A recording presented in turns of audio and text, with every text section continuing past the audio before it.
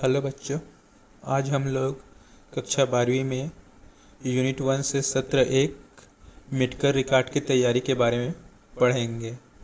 तो सबसे पहले देखते हैं कि ये मेडिकल रिकॉर्ड मतलब क्या होता है, किसको हम लोग मेडिकल रिकॉर्ड या चिकित्सा रिकॉर्ड बोलेंगे। ठीक है, तो प्रश्न एक ये हो सकता है कि मेडिकल रिकॉर्ड क्या है या चिकित्सा रिकॉर्ड क्या है। तो इसी को हम लोग पहले देखते हैं कि ये मेडिकल रिकॉर्ड क्या है।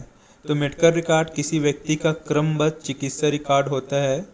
इसके अंतर्गत रोगी के परीक्षण, जांच, इलाज और स्वास्थ्य की जानकारी शामिल होता है। तो रिकॉर्ड मतलब एक सिंपल सी बात है, जानकारी को क्या करना, कलेक्ट करके रखना, दर्ज करके रखना। तो इसमें क्या होता है, जो भी कोई व्यक्ति रहता है उसको क्रमबद्ध तरीके से, जैसे उसकी चिकित्सा रिकॉर्ड हो गया तो उसमें रोगी का जैसे कि जानकारी हो गया, नाम, पिता का नाम, उम्र, एड्रेस, ये सामान्य जानकारी हो गया। उससे क्या जांच किया गया है, उसका क्या इलाज चल रहा है, कौन सा उसको दवा दिया जा रहा है, एक्सरे हुआ है, सीटी स्कैन हुआ है, ब्लड जांच हुआ है, ये सभी जानकारी है उसमें चिकित्सा रिकॉर्ड या मेडिकल रिकॉर्ड में होता है।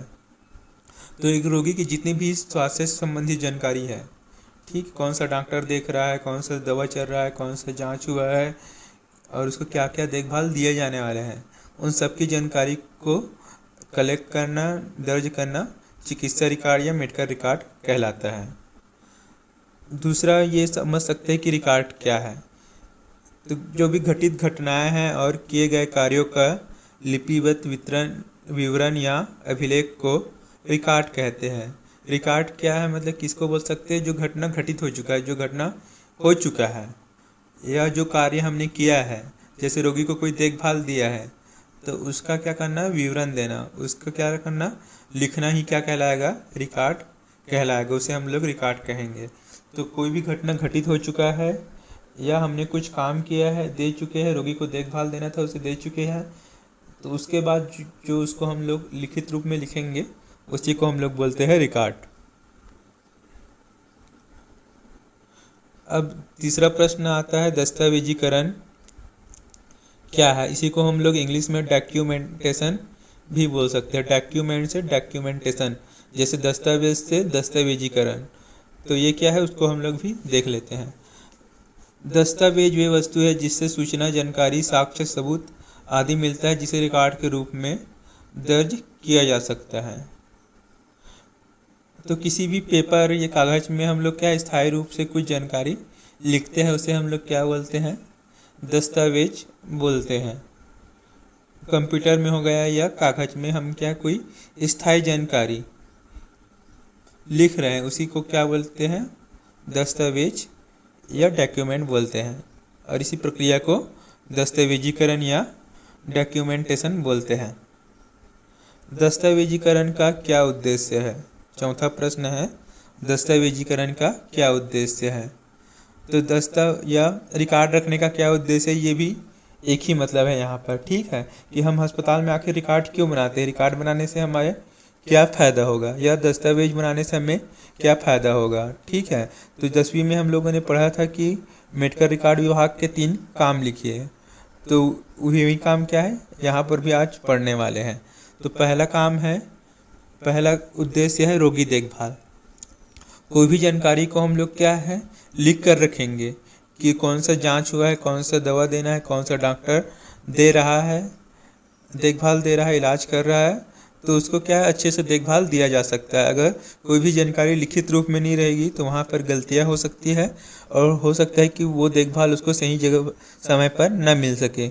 जैसे कि उसको दवा हमने लिख दिया कि 2 बजे देना है, तो क्या 2 बजे ही मिलेगा, लेकिन अगर उसको हमने नहीं लिखा है और मान ले ऐसे बोल दिया गया है कि इसको दवा देना है सिर्फ, तो हो सकता है कि वो दवा उसको सही टाइम पर ना मिले। और बहुत सारे फायदे होते हैं। तो कुल मिला के ये बोल सकते हैं कि पहला उद्देश्य क्या है, रोगी को सही समय पर सही देखभाल मिले, इसलिए क्या किया गया है, इसको बनाया गया है। इसका पहला उद्देश्य यही है कि रोगी को सही समय पर सही देखभाल मिल सके। जो भी क्या है, रोगी के फाइल में जो भी जानकारी लिखा रहेगा, देखभाल योजना रहेगा, तो उसके अनुसार से जो भी जीडीए हो गया, नर्स हो गया, वो उसको सही समय पर सही देखभाल देगा। दूसरा है गुणवत्तापूर्ण देखभाल। तो इसमें रोगी को गुणवत्तापूर्ण देखभाल देने के लिए रोगी के दस्तावेज की जांच कर पता लगाना कि उसे गुणवत्तापूर्ण देखभाल मिल रहा है या नहीं। देखभाल में सुधार लाने के लिए इसका उपयोग किया जाता है। तो उसके दस्तावेज को हम लोग देखेंगे कि उसको सही देखभाल मिल रहा है कि नहीं मिल रहा है। तो उसका मतलब सही जो डॉक्टर है या जो उच्च अधिकारी है, जो ऊंचे पद पे है, वो लोग देख सकते हैं कि जो हमारे स्टाफ है, जो कर्मचारी है, वो सही से काम कर रहा है कि नहीं कर रहा है, जो दवा है वो सही टाइम पर दिया जा रहा है कि नहीं दिया जा रहा है, जो आदेश किया गया है वो लिखित रूप में है कि नहीं। तो इसमें क्या है, रोगी के गुणवत्तापूर्ण देखभाल देने के लिए भी इसका उपयोग किया जाता है। पहला और दूसरा लगभग सेम ही है। पहला में रोगी को देखभाल दे रहे हैं सही समय पर, दूसरे में भी वही है लगभग कि गुणवत्तापूर्ण अच्छे से देखभाल देने के लिए इसका उपयोग किया जाता है। तीसरा है भरपाई या क्षतिपूर्ति के लिए। अब कई बार क्या होता है, हम लोग अपना चिकित्सा बीमा या मेडिकल इंश्योरेंस कराते हैं। तो उसमें क्या होता है, हम लोग इंश्योरेंस कराते हैं तो जो भी हमारा खर्चा होता है अस्पताल में, जो भी हमारे जितना लागत आता है, उस पैसे की भरपाई कौन करता है, बीमा कंपनी करता है। तो बीमा कंपनी क्या करता है, अस्पताल से कुछ दस्तावेज डॉक्यूमेंट मांगते हैं, उसको क्या करता है, अवलोकन करते हैं, जांच करते हैं। उसके बाद ही वो क्या करता है, वो पैसे की भरपाई करता है कि सच में इतना पैसा लगा है कि नहीं लगा है। तो कैसे पता चलेगा कि रोगी के जो उपचार हुआ है, जो दवा लिया है, जो उसके डॉक्यूमेंट से, उस दस्तावेज से ही पता चलेगा कि इसको इतने हज़ार तक या इतने लाख तक इसमें देखभाल दिया गया है। तो उतने पैसे का वो क्या करेगा, बीमा कंपनी उसको भरपाई करता है। तो तीसरा क्या है, बीमा कंपनी के लिए, ठीक है, क्षतिपूर्ति करने के लिए। जब हम अचानक बीमार हो जाएंगे उस समय जो हमारा जितना भी खर्चा होगा उपचार में, उसको कौन देगा, बीमा कंपनी। चौथा नॉलेज और ज्ञान। ज्ञान या नॉलेज एक ही है, तो इसमें क्या है, चौथा ज्ञान के लिए।